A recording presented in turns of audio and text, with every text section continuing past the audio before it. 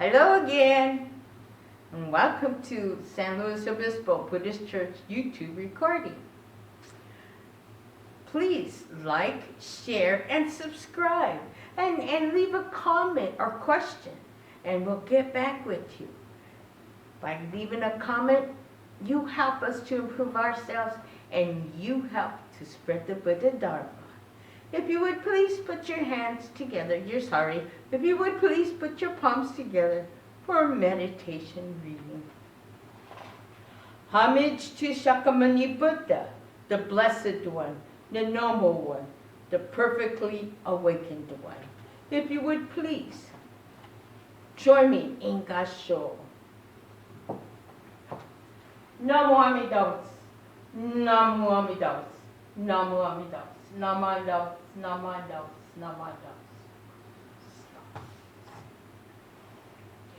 You know, each year we celebrate birthdays. Means people say we are a year older and a year wiser. Well, I must be truly wise because I'm still 30 years old. Many years ago, but I'm still 30. And my friends who are the same age as I am keep laughing at me because they know my real age. But then I tell them, well, if I'm 30, you must be 30 also. You know, we don't like to age, but we do. No matter what we try to do, no matter how we lie about our age, we still age. But that's okay, that's part of life. And so I was wondering, where did birthdays come from? Well, I looked it up. And they said the first birthday, or the first observance of birthday, were through the Egyptian pharaohs. And it is not in celebration of a birth of a child, rather it was the birth, they saw it as a birth of a god. And you know, then it was followed by the Greeks. And the Greeks observed birthdays to appease their many gods and goddesses. And actually, the birthday really began with the creation or making of a calendar. You know, early civilization used the moon, the stars, and the sun. And it was very difficult for them to keep track of time because the sun always rises, the sun always sets. Moon comes out on certain, full moon, quarter moon, eighth moon, I mean, it just comes out various times. So, someone, I believe it was the Greeks, who created a calendar. They realized, hey, why not set it at that time? The moon comes up on this day, the moon settles that day, so on and so forth. I'm not a scientist, so. But the Greeks would offer moon-shaped cakes with a lit candle on it. And this candle recreated the glowing radiance of the moon. And it was also a glowing radiance to the goddess Artemis, who was the lunar goddess.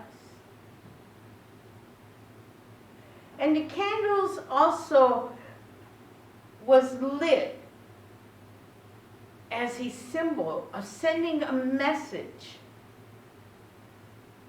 or prayer to these gods.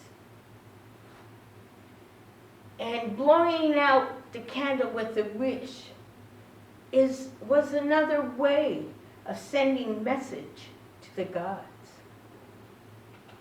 It's fun, but when you become 100 and you put 100 candles on a cake, that's a lot of blowing out. I don't know too many 100-year-olds who can blow out all those candles. But it's fun, and we like to celebrate. But isn't there another form where we can observe birthdays? Birthday is the beginning of a life form, giving birth to a child. And as we continue to live and continue to do what we're destined to do, or we figure out what we want to do, life goes on. But each year we age a little bit. And we have to look at birthdays as a beginning to an end. For eventually there is the principle of impermanence. Things change, we age. But like I said, we're a year wiser. Or we're supposed to be a year wiser. Not always, but we're supposed to be. But during all this time, from birth to when we do pass from this earthly realm, it is Namu Amida Butsu. It is our Nembutsu. And each day, as with each year, we give thanks. We show our gratitude and our appreciation for hearing, for entrusting in the teachings of the Buddha. It takes strength, I believe. I think it takes a deep understanding of ourselves to truly grasp the real meaning of Namu Amida Butsu. It's knowing ourselves, and it's thinking, what is Namu Amida Butsu? What does that mean for me? Not for Joe Jones, Tom Smith, but what does it mean for me? And each year, as we age, we deepen that trying to understand Namu Amida Butsu. We listen, deeply, deeply listen and hear. And one day, we'll have that moment of, I get it, I understand. Is that our moment of enlightenment?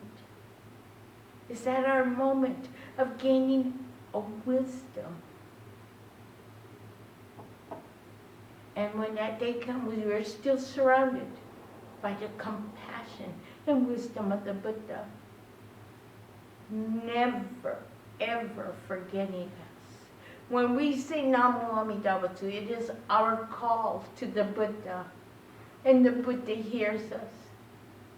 And it is not us going to the Buddha, but the Buddha coming to us and giving us guidance and wisdom, showering us with compassion and wisdom. And it's also letting us be our imperfect self. Yes, we're imperfect beings. And that's human nature. Nothing to be ashamed about, because everyone makes mistakes. It's how we continue to learn from those mistakes. It's how we continue to listen to the teachings of the Dharma. And how we learn to change those mistakes, and how we also hear Namu Amida Butsu and its meaning in our lives. Namu Amida Butsu is a helping guide. It gives us direction. It makes us stop and think. And it gives us, yes, that moment of a really deep thought. To realize that we're only humans, and we take that moment to give thanks for being that human. We can't change our form. We cannot change this bodily form. But we can change our thoughts. And we can change who we are. Takes time, takes another birthday, but it's always there. So, on your next birthday, happy birthday! And continue with Namu Amida Butsu. If you would please, join me in Gassho. Namu Amida Butsu, Namu Amida Butsu, Namu Amida Butsu, Namu Amida Butsu, Namu.